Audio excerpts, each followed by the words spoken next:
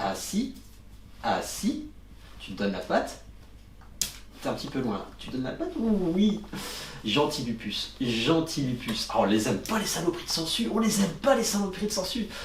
De quoi ça tourne là? Salut les sangsues. Dégage. Je vais chercher mon script.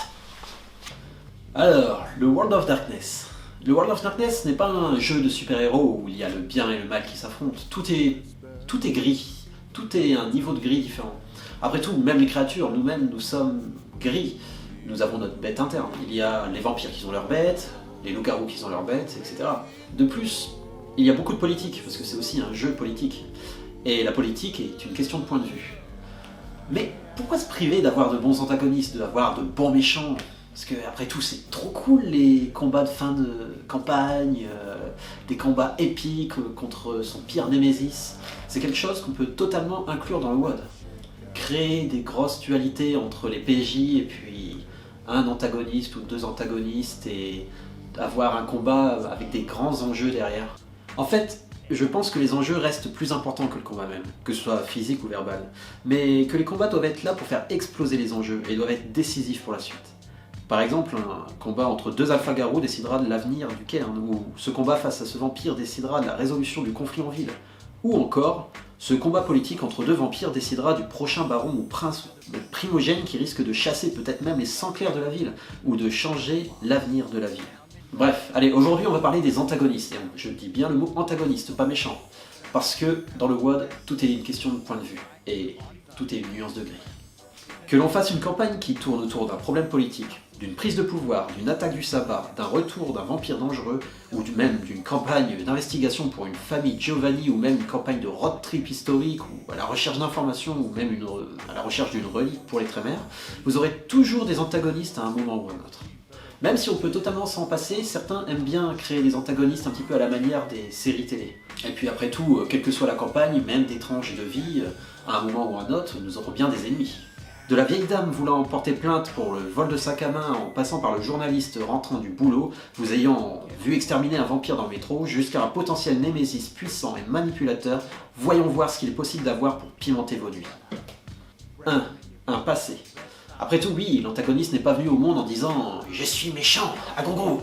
Non, l'antagoniste a ses objectifs, ses opinions et son point de vue. Et il a donc un passé, qu'on travaillera plus ou moins en fonction de l'importance du PNJ. La plupart des antagonistes que vous rencontrerez auront peut-être des objectifs contraires de vous, ou peut-être même le même objectif que vous, mais l'aborderont de manière très différente. Donc, d'abord, trouvez-lui un objectif. Veut-il prendre du pouvoir? Est-il jaloux? Veut-il gagner une place? Veut-il se venger? Ensuite, il faut se demander jusqu'à où est-il capable d'aller, parce qu'après tout, dans Vampire, par exemple, nous ne sommes pas obligés d'aller jusqu'au meurtre d'un autre vampire. On peut très bien faire tomber quelqu'un politiquement. Après tout, lancer un dossier à DRP, s'il est compromettant, c'est toujours son petit effet. Parallèlement à ça, on peut toujours aussi travailler sur son caractère. Est-il violent, manipulateur, narcissique, craintif peut-être même? Ensuite, travaillons le passé de ce personnage. Comment en est-il arrivé là? A-t-il vécu quelque chose de traumatisant? Qu'a-t-il vécu pour avoir son opinion actuelle et ses idées actuelles? Il faut savoir que l'histoire des clans pour vampires ou des tribus par exemple pour garous peuvent aussi vous aider à créer cet antagoniste. Parce qu'après tout, nous pouvons aussi utiliser leurs clichés pour créer ces PNJ. Cela peut déjà créer des rancœurs de base.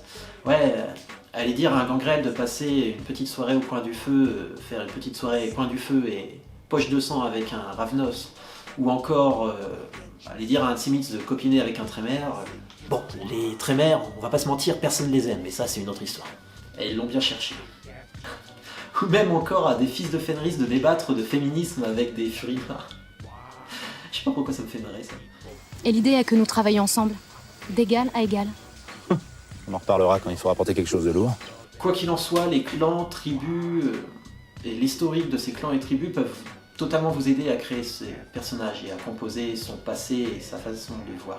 Évidemment, rien n'est une généralité dans le World of Darkness. Donc on peut toujours trancher ça et faire totalement l'inverse. Il y a en effet des exceptions. Après tout, un loup-garou qui a été élevé dans un set ou une tribu détestant les métis, mais qui par la suite a été sauvé par un métis ou est tombé amoureux d'un métis ou amoureuse d'un métis, par exemple, peut totalement avoir un point de vue qui a totalement changé. Et ça, c'est son passé qui a fait ce déclic. Le passé peut donc intervenir pour casser ces clichés. C'est ça qui est très intéressant. Le passé est donc important et doit être travaillé afin d'amener le personnage à l'état actuel. On le travaille plus ou moins en fonction du personnage, évidemment, et de son importance. Mais c'est très intéressant de connaître aussi son point de vue, même pour les PJ, les personnages joueurs. C'est-à-dire qu'ils peuvent le savoir via peut-être des flashbacks en début de session, ou peut-être même via des discussions avec lui, parce que oui, après tout, même dans Vampire, il n'est pas rare de rencontrer son antagoniste et de faire une joute verbale avec lui. Ou bien même de discuter autour d'un verre avant de se planter des couteaux dans le dos. Ou des pieux, ici. Après, la création de l'antagoniste peut aussi se faire dans le présent, après tout. Si les PJ contrarient un vampire, ou contrarient quelqu'un, ou même créent une action qui risque peut-être d'endommager une situation d'un personnage, peut-être que ce personnage non-joueur deviendra peut-être un antagoniste. Ou si les PJ trahissent tout simplement un PNJ, il peut par la suite devenir un antagoniste. Je rajoute aussi que les antagonistes peuvent suivre aussi une autre voie que celle de l'humanité. Ça aussi c'est intéressant. 2. Les types d'antagonistes. Bon, il y a tellement de types d'antagonistes que nous en citerons ici juste quelques-uns évidemment.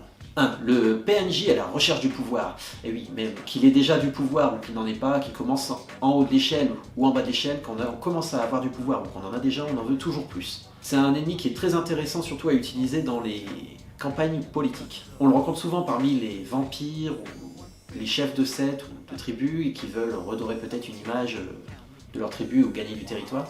C'est quelque chose d'intéressant qui peut être un antagoniste important pour les PJ et qui peut aussi se servir des PJ pour arriver à ses fins. 2. Le Vengeur. Bon, lui, on l'a clairement humilié, blessé, détruit tout ce qu'il aimait et il est là pour botter des fesses. Alors cela peut être contre les PJ, mais peut-être aussi contre des PNJ proches des PJ, peut-être des alliés, peut-être des contacts, peut-être quelqu'un que les PJ aiment beaucoup. Et peut-être même, ce qui est très intéressant, c'est de faire en sorte que finalement, ils comprennent aussi son point de vue. C'est-à-dire que les PJ se retrouvent à protéger quelqu'un qui ne mérite peut-être pas d'être protégé. Et l'antagoniste peut donc devenir peut-être un allié, ou ils vont peut-être devoir faire un choix. Mais c'est ça qui est intéressant, c'est de toujours jouer avec cette nuance de gris et donc de ne pas savoir réellement dans quel camp on se trouve. Est-ce un exterminateur qui veut se venger parce qu'il a perdu toute sa famille? Ça me rappelle quelque chose. Ou encore un loup-garou rodin qui a été expulsé et qui ne le méritait pas tout simplement. Quoi qu'il en soit, il faudra creuser et comprendre les motivations de ce personnage quand on est joueur. 3. Le Destructeur. Ouais, ça sonne bien. Lui, il a clairement envie de tout détruire et on aura du mal à discuter avec lui. Je rappelle qu'il n'y a pas ou pratiquement pas de méchants gratuits dans le WoD. Même le sabbat, ils ont leurs motivations, qui sont parfois finalement plus claires que la camarilla. Mais le PNJ là est clairement là pour tuer. On pourrait clairement ici prendre l'exemple d'un chef de meute de sabbat ou même des tronches de pelle qui ne savent pas réellement totalement pourquoi ils se battent, mais ils sont là pour tuer et pour foutre tout en l'air. Après, attention, il y a des meutes totalement indisciplinées qui ont leurs objectifs clairs. Là, je parle vraiment du principe qu'on tombe dans le cliché du sabbat. On pourrait aussi parler de Pentex, parce que eux, oui, vas-y que je te balance ça pour polluer les lacs, et vas-y que je te balance ça pour polluer ta nourriture. Enfin oui, ce sont aussi des destructeurs, on peut les ranger dans cette catégorie. Et même si nous les rangeons dans cette catégorie, il ne faut pas oublier qu'ils sont là pour détruire, mais certains ne le sont même pas au courant. C'est-à-dire que la plupart des personnes qui travaillent pour Pentex ne sont pas forcément au courant du pourquoi ils font ça. Et ils ne savent pas, ils connaissent même pas l'existence des garous. Et si on creuse un petit peu plus, on peut voir même que les employés ou les personnes importantes de la direction des entreprises de Pentex, qui eux sont au courant, se battent même entre eux pour les places. Il ne faut donc pas hésiter à humaniser ça, malgré que ce sont des destructeurs. Parce que après tout, l'être humain est capable du pire, alors pourquoi en rajouter? Toujours dans la catégorie des destructeurs, on peut par exemple prendre l'image d'un vampire qui avait déjà des problèmes mentaux avant d'être étreint, et qui s'est bien empiré après ça. 4. Le mal, avec un grand M. Oui, bon, je vous ai dit, c'est vrai qu'il n'y avait pas de méchants, tout était une nuance de gris, mais il y a aussi des choses appelées des entités dans le WoD. Là, je parle donc évidemment pas du tout des humains, des vampires ou quoi que ce soit, des choses qui ne sont même pas conscientes forcément de ce qu'ils sont, ou alors qui sont là avec un objectif clair et ils ont été créés dans ce but. Par exemple, on peut prendre l'exemple des flyels. Un flyel de la haine va produire de la haine. Un Flyel qui aura telle ou telle fonction va être là pour sa fonction. Ou même encore certains démons, les Earthbound par exemple. Ce sont donc des entités et il faut réfléchir comme tels. Ils seront peut-être moins manipulateurs si ce n'est pas un démon de la manipulation ou quoi que ce soit, et ils vont réfléchir d'une autre manière que les humains. 3. Faire vivre l'antagoniste. Ouais, là ça va être important aussi. Alors une fois qu'il a été créé, que sa fiche personnage a été créée, que ses méthodologies ont été placées, c'est là qu'il va falloir le faire vivre. Alors il y a plusieurs choses sympas pour ça. Déjà, lier l'ennemi à un thème musical, parce que ouais, ça claque. Et oui, je rajoute, choisissez quand même le bon thème vis-à-vis de l'ennemi. Parce que ça...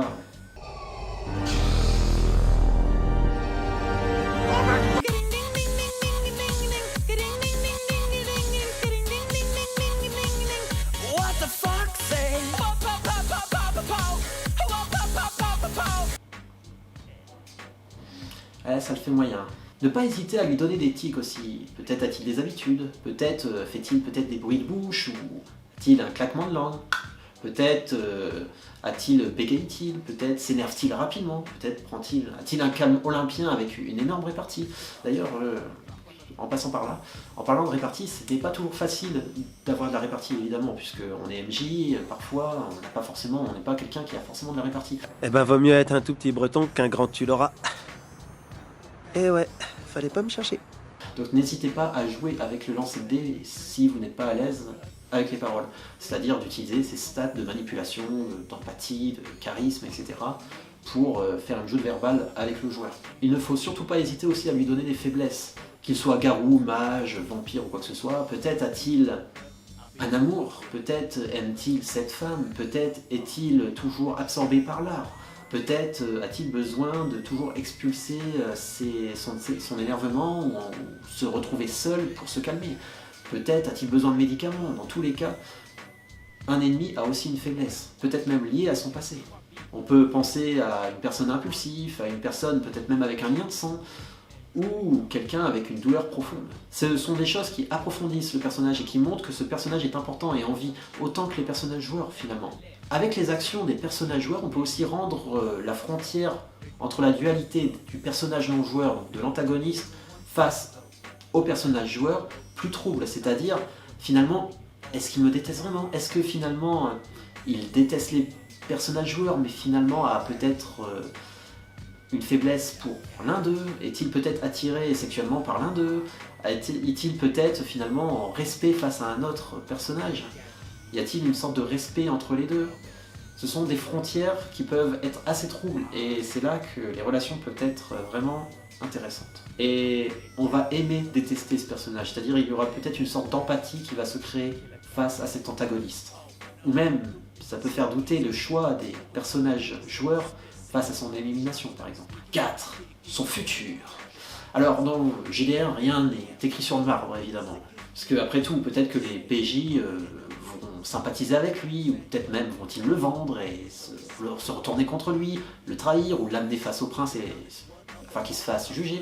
Ça, on n'en sait rien.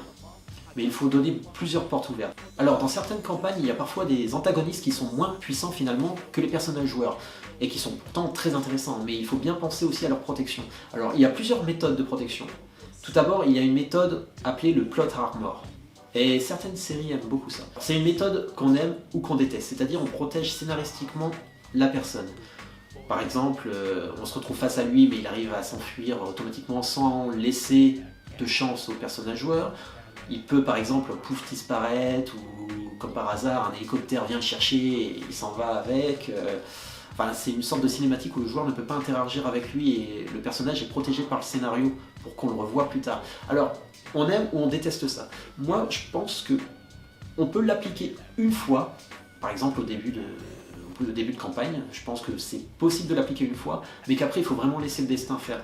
Parce que c'est là que le jeu de rôle est important et qu'on a envie aussi de montrer aux joueurs que toutes leurs actions peuvent amener à des conséquences, mais aussi ils peuvent gagner du temps et tromper l'ennemi. Et c'est ça qui est intéressant aussi.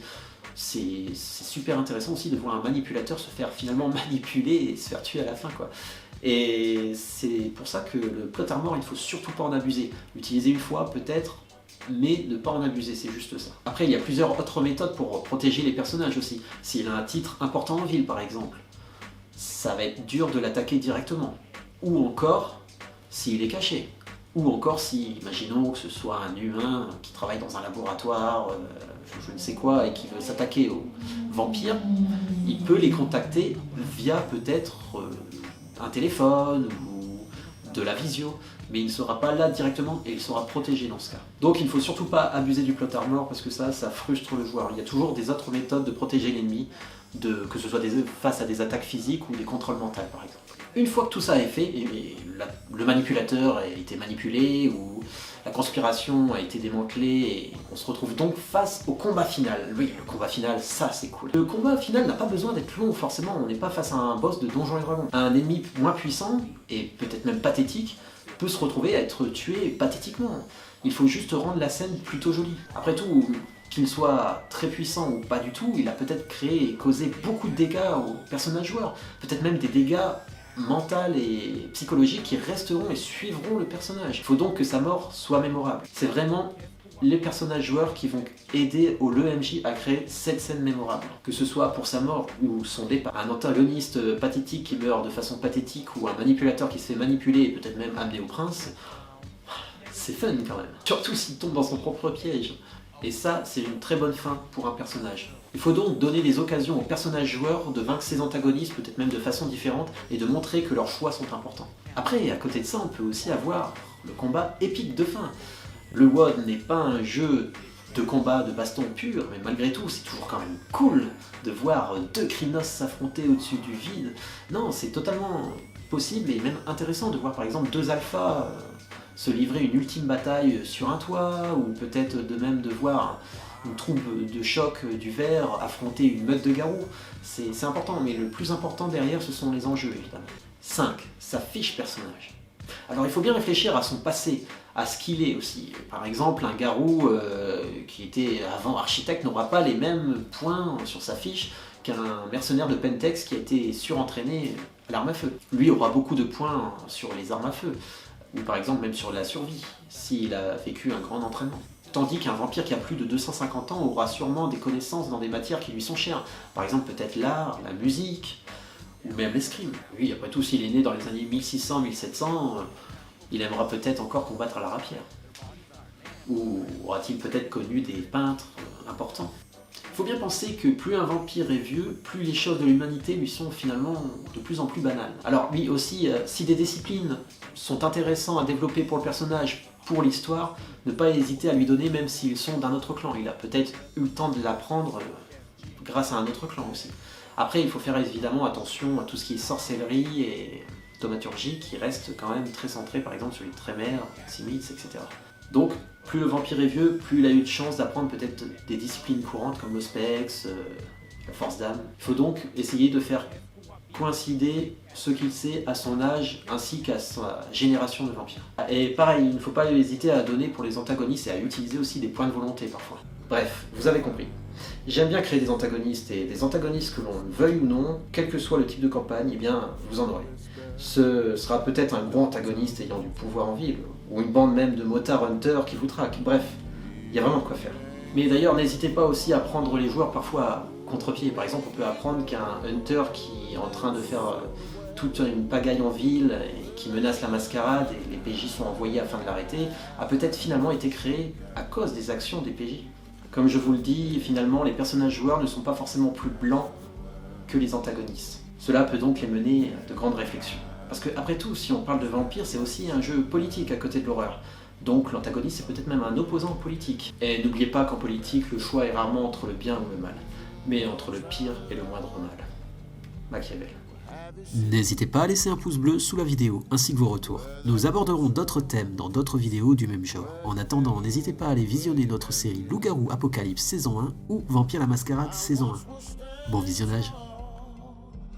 Now I feel my back's against the wall.